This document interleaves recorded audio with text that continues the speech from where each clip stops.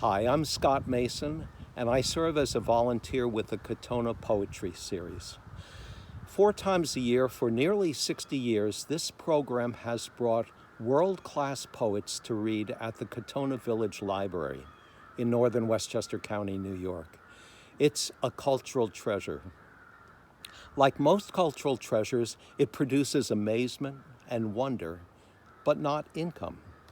So it relies for its continuation on support from those who believe in its value.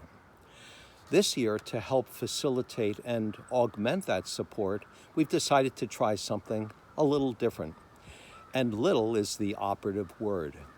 It involves haiku, the shortest form of poetry in the world. But for all its brevity, haiku is long on appeal. Although it began in Japan some 4.5 centuries ago, haiku is now written and enjoyed, often in English, by ordinary people in dozens of countries on 6 continents. It's the closest thing we have to a people's poetry worldwide. And those people have discovered in haiku a perfect way to help them notice, appreciate, and share with others the small, everyday wonders all around us. So this year's fundraising initiative takes the form of what we call our Small Wonders Haiku Contest. The contest entry fee goes in its entirety to the Katona Poetry Series. All the details, including donated prizes, can be found at katonapoetry.com. Anybody can enter, and it's my honor to act as the contest judge. The entry deadline is July 31st. Anyone can write haiku. The only requirements are a little curiosity about the world around you and the natural desire to share what you've discovered. My own haiku path began when I was nearly 50, and I know many folks who began well after that. Before that, I had little knowledge or involvement with haiku or any other form of poetry for that matter. I just stumbled into it. But in the 20-plus years since then, my poems have been widely published, and they've received over 200 awards, including the top prize in more than 24 international haiku contests. If I can do it, you can do it. So let me take a few moments to offer just some pointers. To begin, the best way to write good haiku is to first read good haiku, as many as you can find.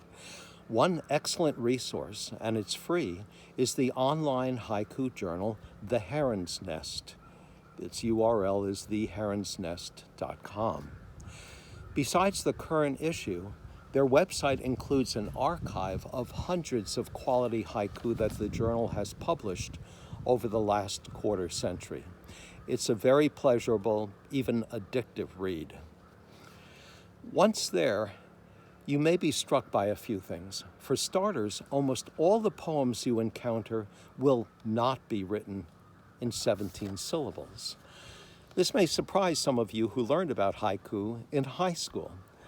But the Japanese original was traditionally written in 17 of their sound units called onji, which are not comparable to English syllables. For one thing, they're much shorter.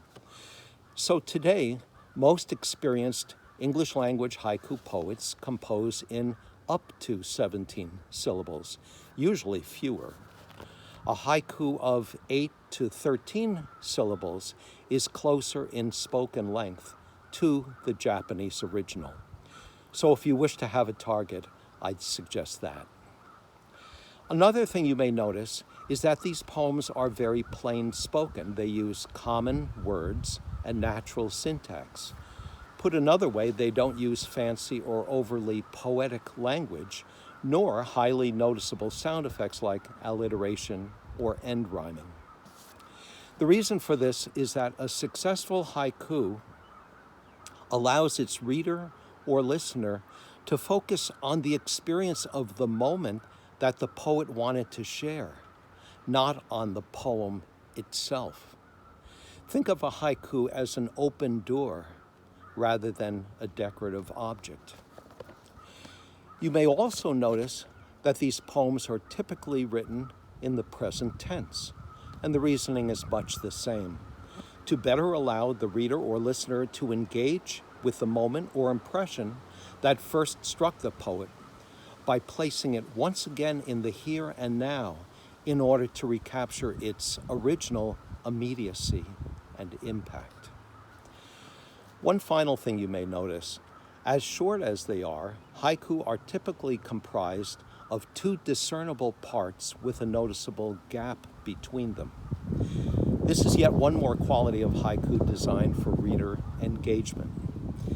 When you encounter those two parts as a reader, your natural desire and instinct will be to try to understand how they relate. In the process, you become an active participant in giving the haiku personal meaning and bringing it to life. Let me offer one of my haiku as an example. Its second and third lines read as follows: "The lifeguards stand tilted back." It's a fairly typical sight at a public beach or maybe at a municipal swimming pool, one you may have witnessed many times. But now let me read all three lines and see if in combination they allow you to conjure a more personally involving scene or a different and deeper feeling, or both. Starry night, the lifeguards stand tilted back.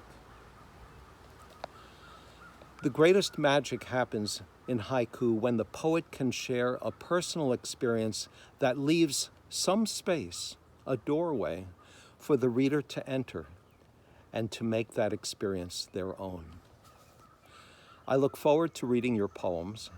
You'll be supporting a great cause, and you just may discover in haiku, as did I, a new personal passion and life-enhancing practice.